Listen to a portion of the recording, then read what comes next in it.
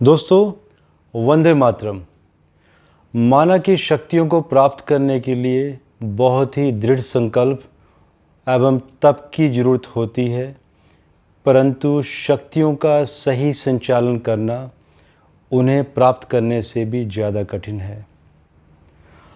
अगर हम चाइना की बात करें, जिस तरीके से चाइना सुपर पावर की होड़ में अधर्म के रास्ते पर चाइना ने तिब्बत के साथ संधि होने के बावजूद भी वहाँ पर जिस तरीके से तिब्बती लोगों का नरसंहार, उनका शोषण और जिस तरह से उनका कत्लेआम किया गया और बहुत सारे तिब्बत के लोगों ने वहाँ पर शहादत भी दी, तो ये जो शहादत है, शहादत ये खाली नहीं जाएगी। अगर मैं 31 मार्च 1959 रात को 11:30 बजे अराउंड मैं आपको अगर इस समय की कुंडली भी दिखाऊं, ये वो समय है, ये वो कुंडली है जब तिब्बत के लोगों के 14वें गुरु दलाई लामा जी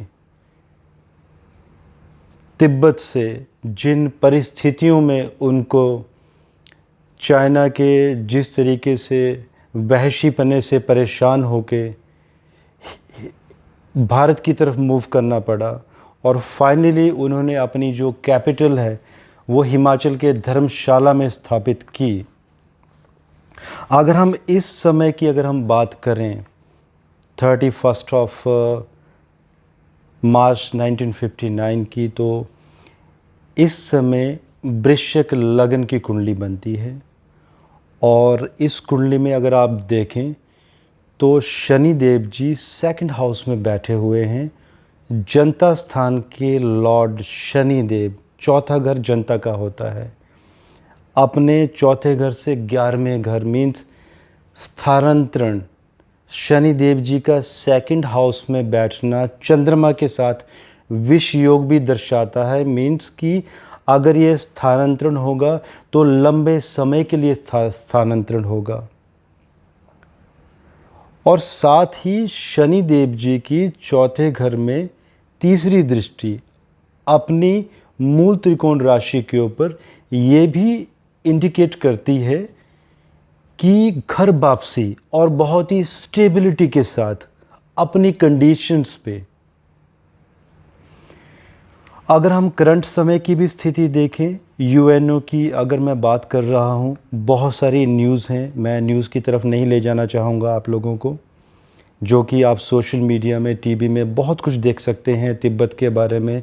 जिस तरह से यूएनओ बहुत सालों से तिब्बत को सपोर्ट भी कर रहा है और एक स्वतंत्र राष्ट्र जो ऑलरेडी वो था उसमें होने के लिए, इंडिपेंडेंस के लिए सहयोग भी हो रहा है और अभी रिव्यू की तरफ भी यूएनओ ने कदम अपने बढ़ा लिए हैं।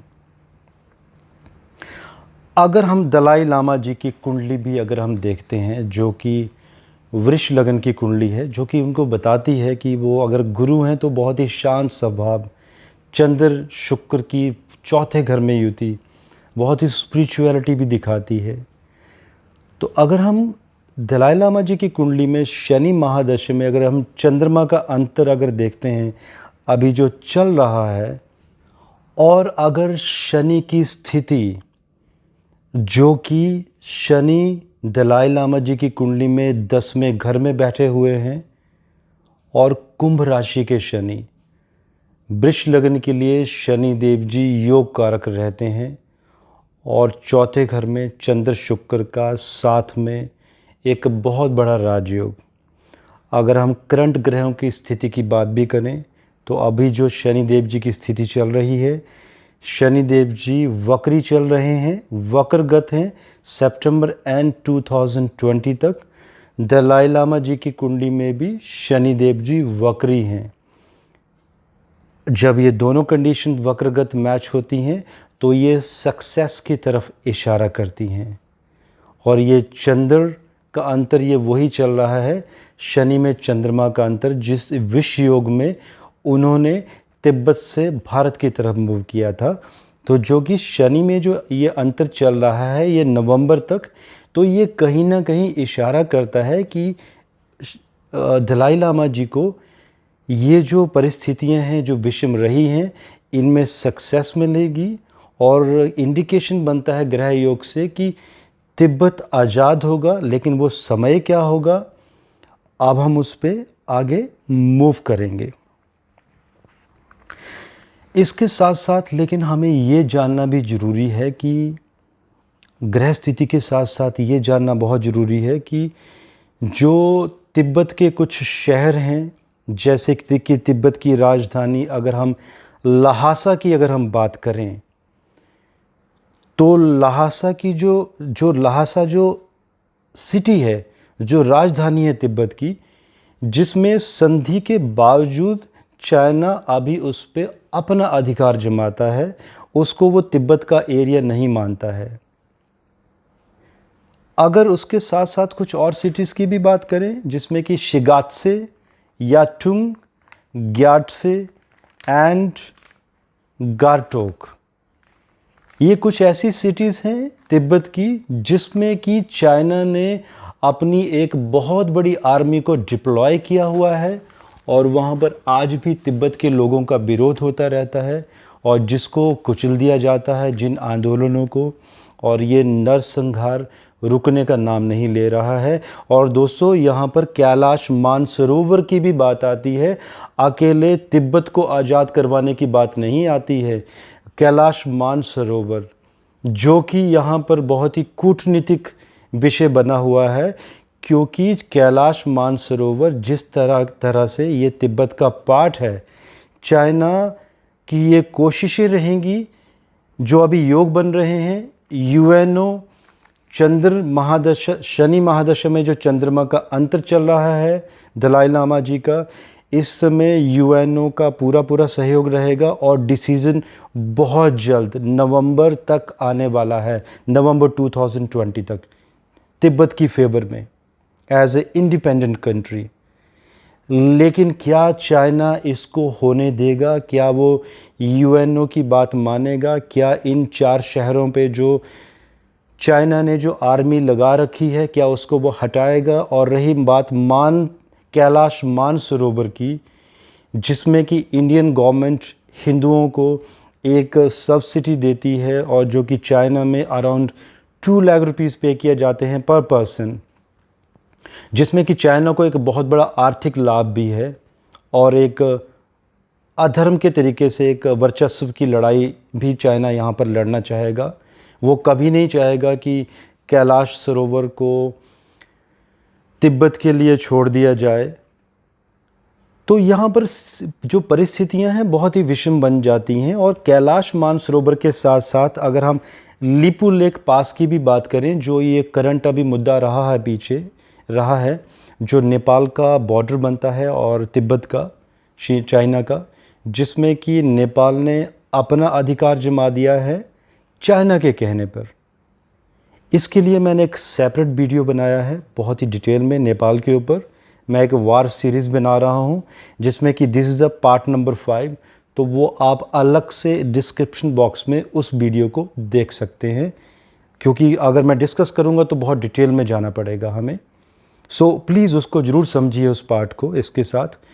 तो ये लिपू लेक पास से जो रोड बनाया है इंडियन गवर्नमेंट ने, ये सिर्फ इसलिए ही नहीं बनाया है कि जो ट्रैवलर्स हैं या जो लोग कैलाश मानसरोवर जाना चाहते हैं, सिर्फ कैलाश मानसरोवर में जाने के लिए ही नहीं बनाया गया है। इसके कूटनीतिक कारण भी हैं तिब्बत के लिए, ताकि एक्सेस मिल सके, इजी एक्सेस आर्मी को, ताकि युद्ध की जब स्थिति बनेगी तो तिब्बत के ऊपर हमारी आर्मी इजीली वहाँ पर तिब्बत को आज़ाद करवाने में हेल्प कर सके। सो इस रोड के 2 कारण हैं। अब ये बात आती है कि क्या चाइना इसमें कितना स्ट्रगल करेगा और आगे ये कैसी स्थितियां बनेंगी। रही भारत की बात करंट गवर्नमेंट की, तो करंट गवर्नमेंट की अगर हम बात करें तो पूरी दुनिया में, पूरे विश्व में इसकी विदेश नीति और कूटनीति को सराहा गया है। अभी अगर हम दलाई लामा जी की कुंडली के ऊपर अगर हम फिर आते हैं तो जो स्थिति बनी हुई है करंट, शनि देव जी जिस तरह से वक्रगत हुए हैं और सिंह राशि बनती है दलाई लामा जी की। सिंह राशि मीन्स चंद्र राशि। अगर चंद्र राशि से हम देखें तो शनि देव जी करंट स्थिति में छठे घर में हैं।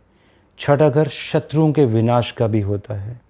तो शनि देव जी इंडिकेट करते हैं यहाँ पर कि शत्रुओं पर विजय प्राप्ति।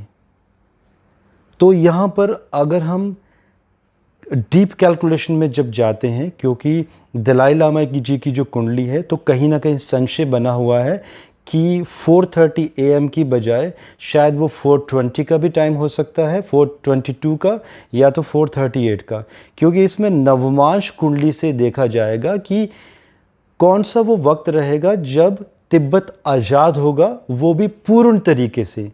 जिन 4 सिटीज़ की हमने बात की अलॉन्ग विद कैलाश मानसरोवर। तो जो पहला समय बनता है, क्योंकि हमारे पास एक्यूरेट टाइम नहीं है, थोड़ा सा डिफरेंस है, इसलिए हमें 2 टाइमिंग लेके चलनी पड़ेगी।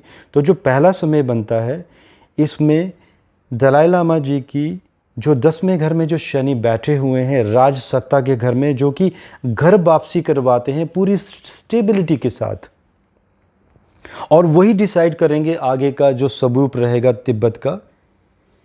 जब शनि देव जी मार्च 2022 को कुंभ राशि में जाएंगे और उसके बाद वक्रगत होंगे, तो ये वो समय बताता है कि तिब्बत की पूर्ण आज़ादी के साथ जो वो एरिया जिन जिन एरियाज़ पे चाइना अभी अपना अधिकार जमाता है गलत तरीके से, वो सारा का सारा एरिया तिब्बत को वापस मिलेगा।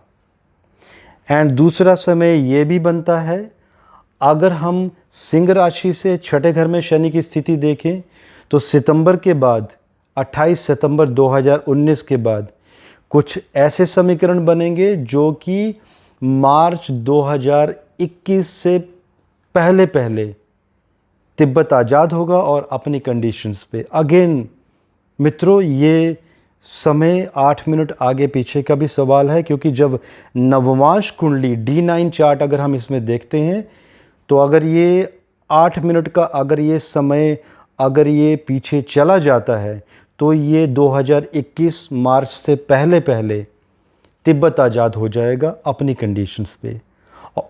और अगर ये 4:30 का ही टाइम एक्यूरेट रहता है तो ये स्थितियां बनेंगी मार्च 2022 के बाद, और वो भी जब शनि वक्री होंगे।